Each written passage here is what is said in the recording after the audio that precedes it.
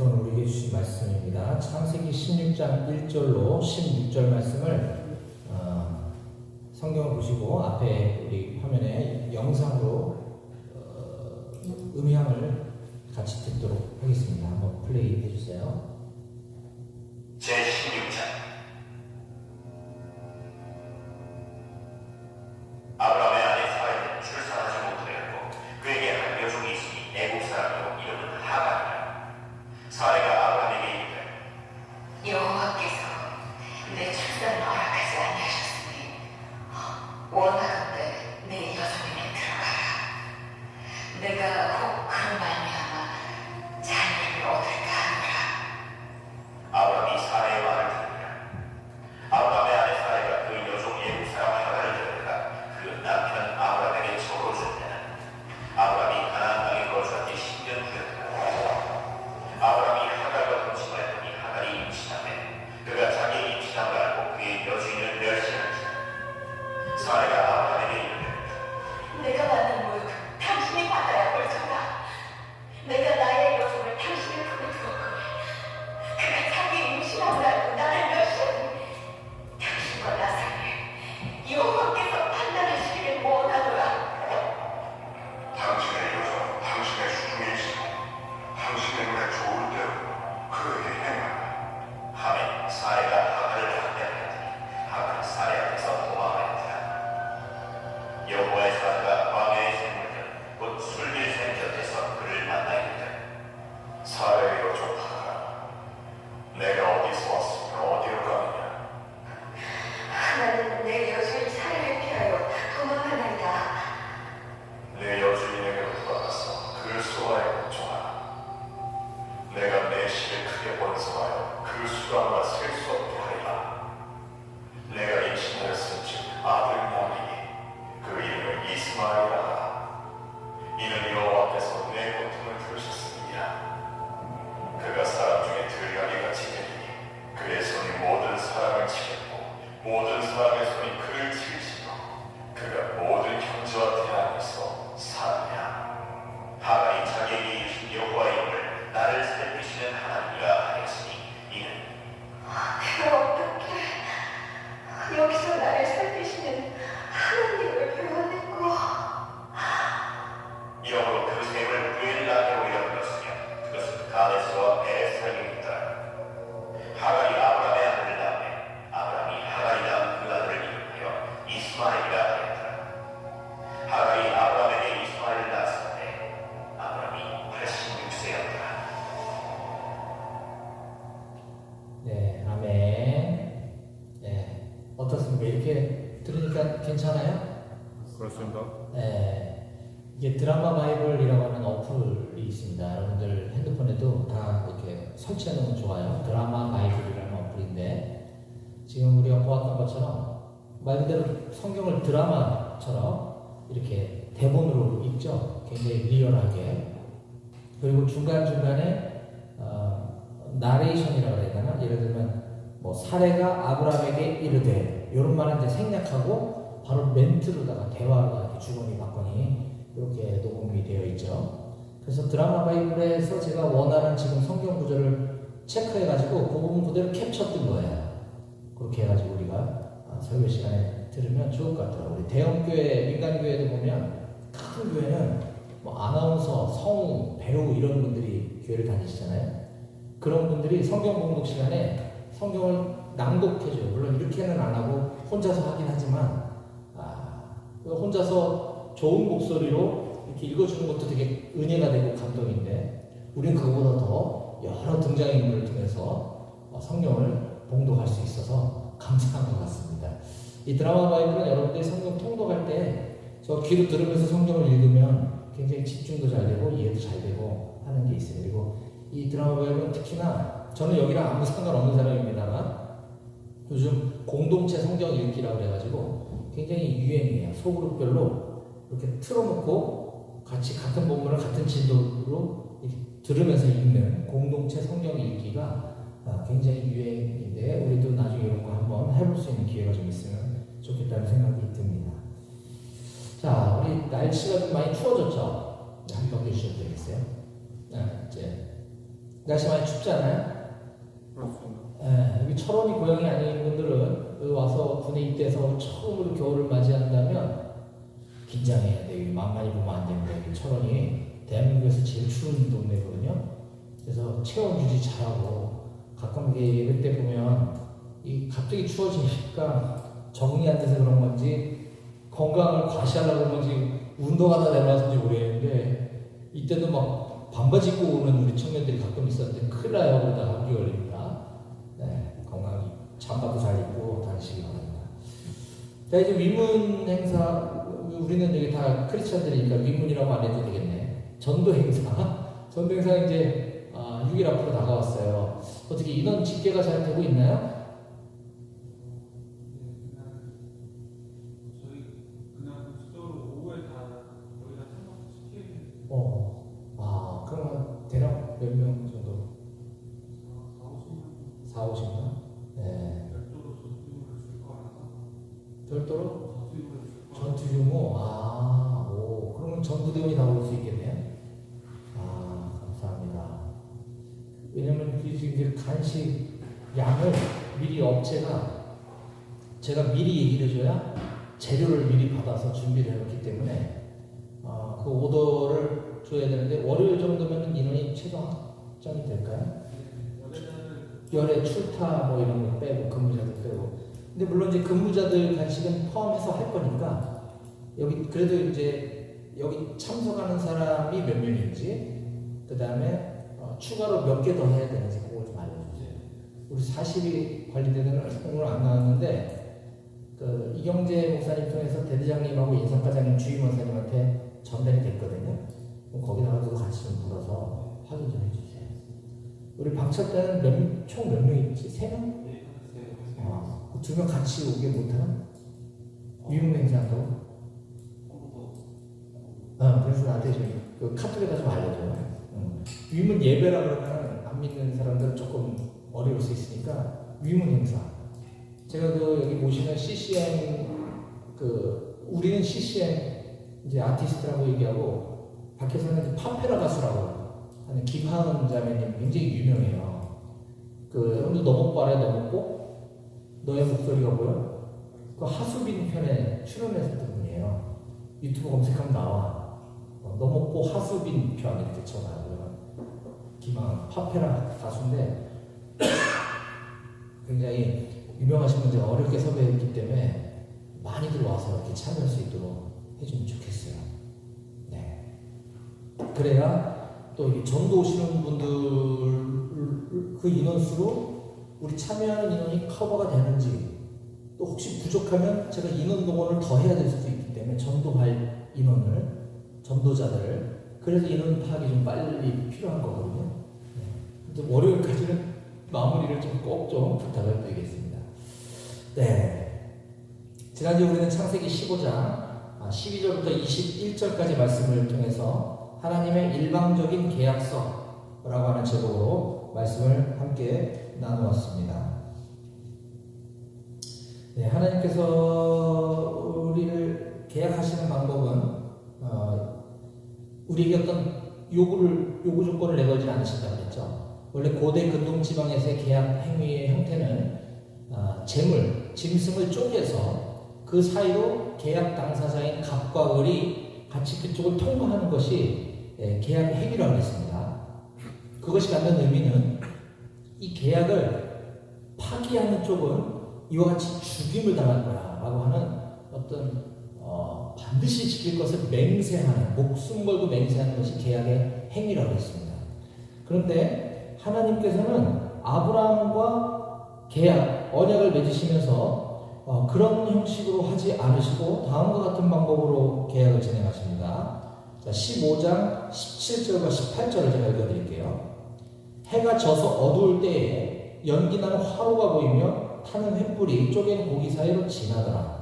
그날에 여호와께서 아브라함과 더불어 언약을 세워 이르시되 내가 이 땅을 애굽 강에서부터 그 큰 강 유브라데까지 내 자손에게 주노니 내가 이 강부터 애굽 강부터 유브라데 강까지 그 넓은 땅을 내가 너 자손에게 줄 거야. 이게 계약의 내용입니다.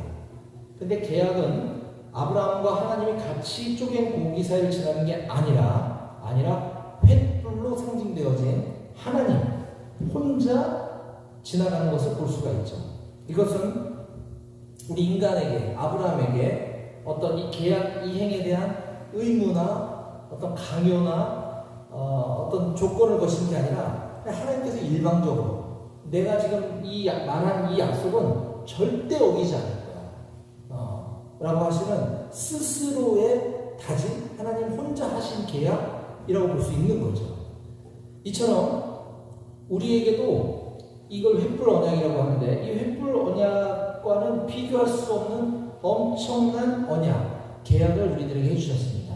바로 하나님이신 그분, 하나님의 독생자 아들 예수 그리스도를 십자가에 죽게 하심으로 우리의 죄를 일방적으로 해결해 주셨다는 하는 거죠.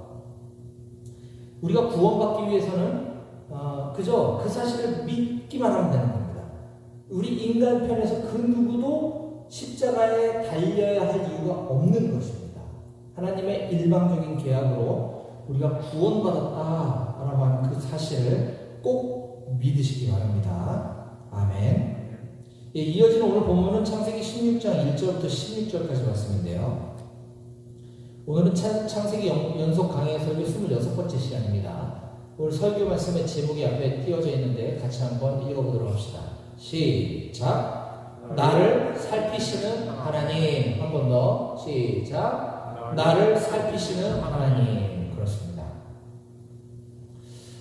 우리가 아까 전능하신 하나님 엘샤다이 찬양을 불렀었는데요. 나를 살피시는 하나님 엘로이라고 하는 단어입니다. 엘로이. 나를 살피시는 하나님. 오늘 본문에 등장하는 구절인데 오늘 볼 말씀을 한번 쭉 살펴보도록 하겠습니다. 자, 창세기 15장에서는 아브라함이 하나님께서 약속해 주신 네 후손을 저 모래알보다 저 별보다 많게 해주겠다라고 하는 그 하나님의 약속이 이루어지지 않고 여전히 아브라함 사례 부부는 임신을 할 수 없게 되자 그때 고대 근동 지방에서 흔히 이루어졌었던 양자의 방법을 택하려고 합니다. 아브라함이 아끼는 종 엘리에셀을 양자로 삼아서 이 엘리에셀을 결혼시키고 엘리에셀이 아들을 낳으면 그게 내 자손이 되는 이와 같은 방법으로 하나님께서 자손을 주시는 겁니까? 라고 하나님께 물어보는 장면이 나옵니다. 15장 2절부터 제가 읽어드리겠습니다. 아브라함이 이르되 주 여호와여 무엇을 내게 주시려 하나이까? 나는 자식이 없사오니 나의 상속자는 이 다메섹 사람 엘리에셀이니이다. 아브라함이 또 이르되 주께서 내게 씨를 주지 아니하셨으니 내 집에서 길린 자가 내 상속자가 될 것이니이다. 여호와의 말씀이 그에게 임하여 이르시되 그 사람이 내 상속자가 아니라 네 몸에서 날 자가 내 상속자가 되리라 하시고 아브라함은 이때 인간적인 방법이 이루어지지 않자 이 방법으로 주시려나 보다 라고 했는데 하나님은 그거 아니야. 네 몸에서 태어날 자라야 너의 상속자가 될 거야 라고 분명하게 말씀을 해주셨습니다. 자, 그런데 오늘 16장에서는 아브라함이 또 다른 어떤 행동을 합니다. 어떤 행동을 하는지 한번 보겠습니다. 16장 1절과 2절입니다. 같이 함께 소리내어 읽어볼까요? 1, 2절 시작. 아브라함의 아내 사레는 출산하지 못하였고 그에게 한 여종이 있으니 애굽 사람이요 이름은 하갈이라. 사레가 아브라함에게 이르되 여호와께서 내 출산을 허락하지 아니하셨으니 원하건대 내 여종에게 들어가라. 내가 혹 그로 말미암아 자녀를 얻을까 하노라 하매 아브라함이 사레의 말을 들으니라. 아멘. 예.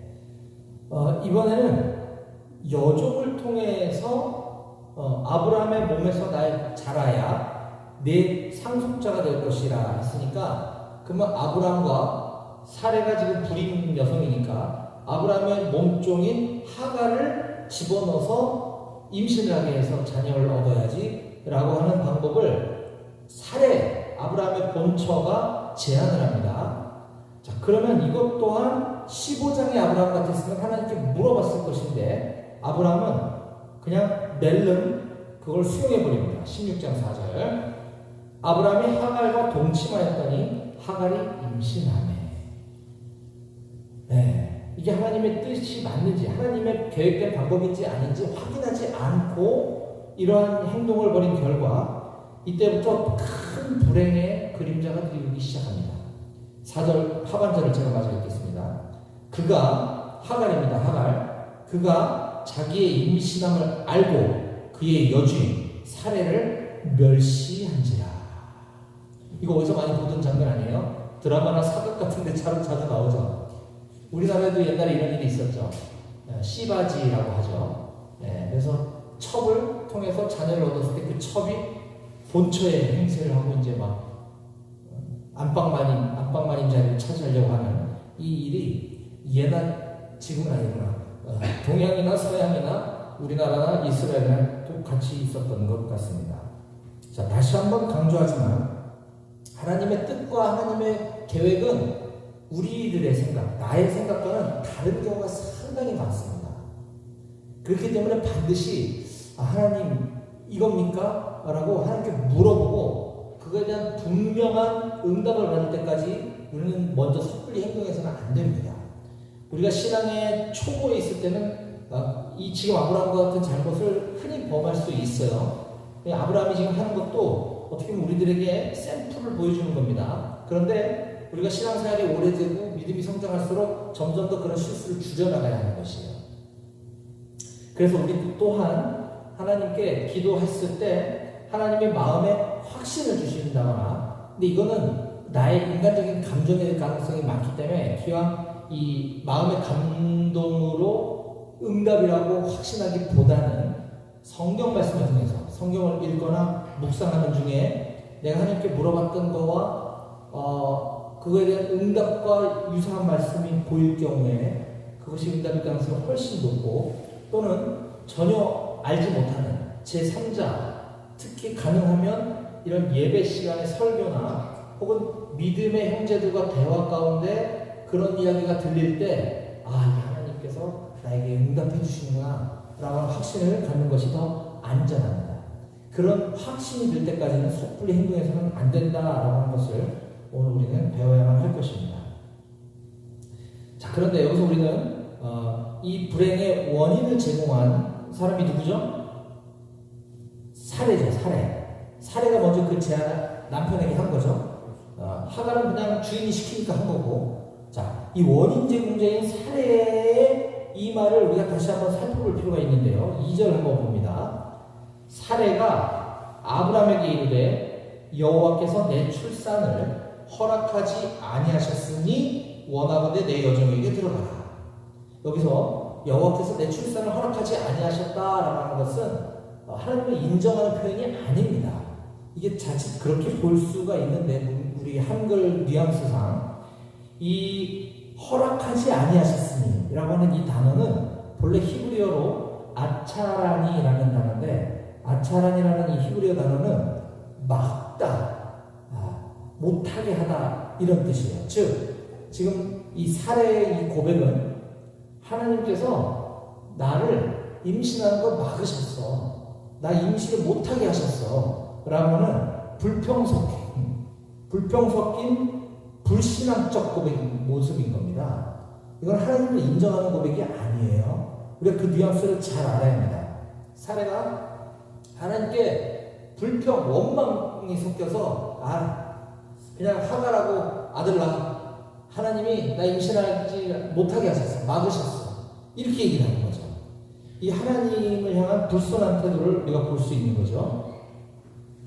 자, 그러자 이제 남편인 아브라함과 자기 여종인 하갈을 통해서 임신이 됐고, 그 사실을 안 하갈은 오히려 자기 주인인 사례를 멸시하는 일이 벌어지죠. 자, 그러자 사례는 남편을 설득해서 하갈을 쫓아내기로 결심을 하게 됩니다. 그런데 남편의 동의는 얻었으나 그러면 그냥 쫓아낼 것을 그걸 또 엄청 하가를 학대를 합니다. 임신한 여성을. 이것도 좀 아닌 것 같죠? 자, 5절, 6절을 제가 읽어드릴게요. 5절과 6절입니다. 사레가 아브라함에게 이르되 내가 받는 모욕은 당신이 받아야 옳도다. 왜죠? 이건 좀 이해가 안 돼. 납득이 안 되는데. 내가 나의 여종을 당신의 품에 두었거늘 그가 자기 임신함을 알고 나를 멸시하니 당신과 이것도 하갈이 좀 잘못하긴 했어요. 임신했다고 또 주인을 멸시하는 건 옳지 않은 태도죠. 당신과 나 사이에 여호와께서 판단하시기를 원하노라. 이거는 좀 아닌 것 같아요. 하나님을 왜 들먹거리죠? 그렇죠? 네. 자, 6절. 아브라함이 사레에게 이르되 당신의 여종은 당신의 수중에 있으니 당신의 눈에 좋을 대로 그에게 행하라 하매 사레가 하갈을 학대하였더니 하갈이 사레 앞에서 도망하였더라. 이 사레가 조금 이때까지는 아직 믿음이 약해서 조금 성격이 안 좋은 것 같죠, 그죠? 네. 하갈은 뭐 종 출신이고 갑자기 또 이 주인 어른의 자식을 임신했으니까 좀 거만했다 쳐도 그렇다고 또 사례가 하갈을 막 임신한 여성을 그것도 자기가 오랫동안 같이 이렇게 지냈던 자기 몸종을 학대까지 하고 하갈은 얼마나 그 고통이 심했던지 학대에 못 이겨 도망을 갈 정도로 학대를 했다는 거 아니겠습니까?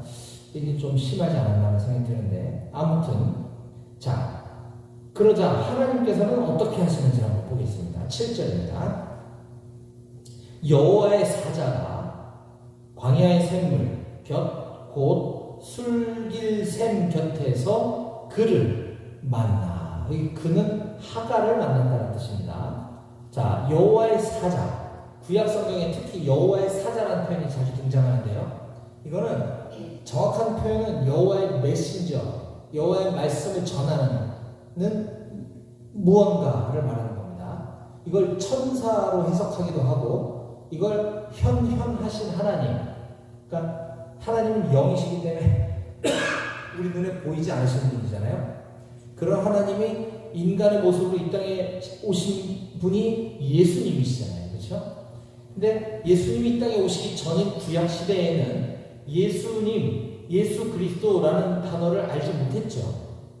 그래서 사람의 모습으로 여호와의 메신저의 모습으로 누가 왔나보다 이렇게 쓴 거예요. 사실은 이 구약에 곳곳에 등장하는 여호와의 사자라는 것은 현현하신 하나님, 바로 성자 하나님으로 보아도 됩니다. 구약의 예수님인 거죠. 바로 하갈에게 오셨다라고 하는 것을 우리가 주목해야 합니다. 여기서 그를 만났다라고 할 때 이 그를 만나다라고 하는 뜻은 그냥 우연히 여호와의 사자, 성자 하나님이 그냥 이렇게 우연히 살펴보다가 하갈이 있네 이렇게 만났다는 것이 아니고 애써 찾았다는 뜻입니다. 이 단어의 뉘앙스는 이 의미는 찾았다는 거야. 하갈 어딨니? 하갈.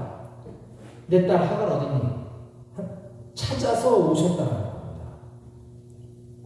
하갈을 만나기 위해 고통받고 도망간 불쌍한 하갈을 친히 일부러 찾아오신 하나님의 모습을 우리가 볼 수 있는 것입니다.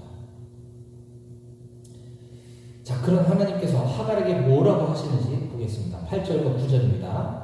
이르되 사레의 여종 하갈아 네가 어디서 왔으며 어디로 가느냐? 그가 이르되 나는 내 여주인 사레를 피하여 도망하나이다. 여호와의 사자가 그에게 이르되 내 여주인에게로 돌아가서 그 수하에 복종하라. 여러분 이거 우리 남의 얘기니까 그냥 쉽게 읽히지만 여러분 내가 하갈이라고 한번 생각해 봅시다. 여주인이 얼마나 나를 괴롭혔으면 견디다 못해 오갈 데도 없는 종이 갈 데가 어디 있겠습니까? 친척이 있겠습니까? 누가 있겠습니까? 얼마나 고통스럽고 견디기 힘들었으면 주인을 도망쳤겠어요. 도망친 종이 붙잡히면 죽임당하는 거예요. 목숨을 걸고 도망칠 정도는 얼마나 힘들었다는 걸 알 수 있죠. 그런 하갈에게 네 여주인에게 다시 돌아가랍니다. 가서 그 여주인의 수하에 들어가서 복종하라고 얘기하십니다. 만약에 내가 다시 사라에게 돌아가면 막 욕을 할 수도 있고요. 머리끄댕이를 붙잡고 네가 죽으려고 지금 날 도망쳐? 너 잘 걸렸다. 너 죽어봐. 했을 거예요. 이건 그때 당시 그것이 당연한 일입니다. 그런데 그럼에도 불구하고 다시 돌아가라 했을 때 여러분들 같으면 어떻게 하시겠습니까? 하실 수 있으실까요? 쉽지 않죠. 예. 하나님께서는 여호와의 사자는 하갈에게 동시에 이런 약속도 하십니다. 10절입니다. 여호와의 사자가 또 그에게 이르되 내가 네 씨를 크게 번성하여 그 수가 많아 셀 수 없게 하리라. 이거 어디서 많이 들어봤죠? 하나님 아브라함에게 하신 말씀 아닙니까? 하나님께서는 정말 쉽지 않은 어려운 순종을 요구하시고 그 보이지 않는 미래의 엄청난 축복을 약속해 주십니다. 그러자 하갈은 하나님의 말씀에 순종해서 그렇게 다시 돌아가게 되죠. 돌아갔더니 사라가 더 심하게 괴롭혔는지 어쩌는지 성경은 기록하고 있지 않지만 어쨌거나 하갈의 그 행동만큼은 정말 대단한 믿음의 결단이 아닐 수 없다는 것입니다. 자, 그리고 이 현현하신 하나님, 성자 하나님께서는 하갈이 장차 낳게 될 아들의 이름까지 지어주십니다. 11절 여호와의 사자가 또 그에게 이르되 네가 임신하였은즉 아들을 낳으리니 그 이름을 이스마엘이라 하라. 이는 여호와께서 내 고통을 들으셨음이니라. 내 고통을 들으심. 이 뜻이 이스마엘이라는 거예요. 이스마엘이라는 단어 이름의 뜻은 내 고통을 들으심이라는 거죠.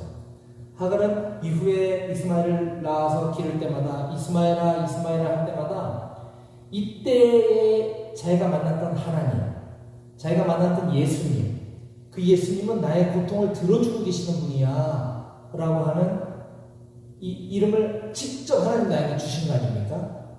늘 내 고통을 들어주시는 하나님을 생각하고 그 이름을 부를 때마다 그 어떤 어려움도 견디며 이겨냈을 수 있었을 것입니다. 그리고 하갈은 내 고통을 들으신 이스마엘, 이건 하나님께서 주신 이름이고요. 하갈은 그거에 대한 또 신앙의 고백을 담아서 하나님을 이렇게 부릅니다. 13절 하갈이 자기에게 이르신 여호와의 이름을 나를 살피시는 하나님, 나를 살피시는 하나님이라 하였으니 이는 내가 어떻게 여기서 나를 살피시는 하나님을 배웠는고 함이라. 나를 살피시는 하나님, 이것이 엘로이라고 했습니다. 히브리어로 엘로이. 오늘 말씀 정리할게요. 우리가 믿는 하나님도 지금 하갈이 믿는 하나님과 동일한 하나님인 줄 믿으시기 바랍니다. 우리의 고통을 들으시는 하나님이실 뿐만 아니라 우리를 늘 살피시는 하나님이 우리 하나님이시다라는 것입니다.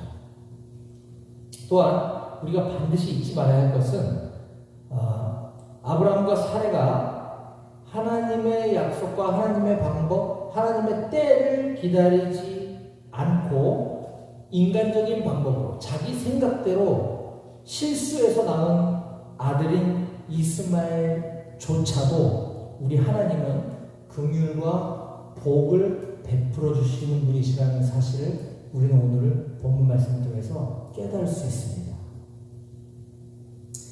지금 이 창세기 시대로부터 시작해서 오늘날 지금까지도 이스라엘은 아브라함의 아들 이삭, 이삭의 아들 야곱,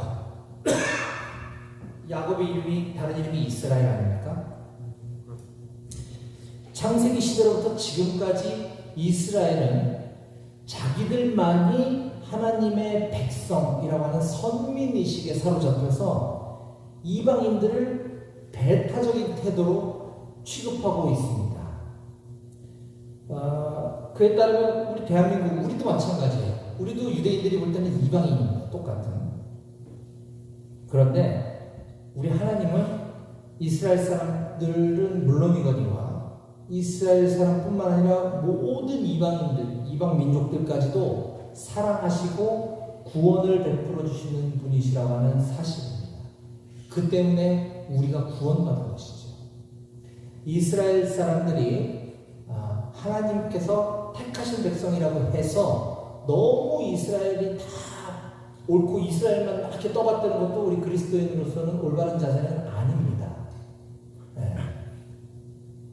반면 이스라엘이 예수님을 모르기 때문에 저러는 거구나 라고 하는 안타까움과 긍휼한 마음으로 우리는 이스라엘을 바라봐야 되고 이스라엘 사람들에게도 복음을 전해야 하는 것이죠. 기회가 된다면 이스라엘이 이방인을 배척하는 이유 예수 그리스도를 모르기 때문이다라고 하는 안타까운 사실이고 그로 인해서 팔레스타인 분쟁이 오랜 역사 가운데 지금 세계 뉴스에 계속 등장하는 것이 그 사건 아니겠습니까? 우리는 그 이스라엘 사람들의 구원을 위해서 기도해야 될 줄로 믿습니다.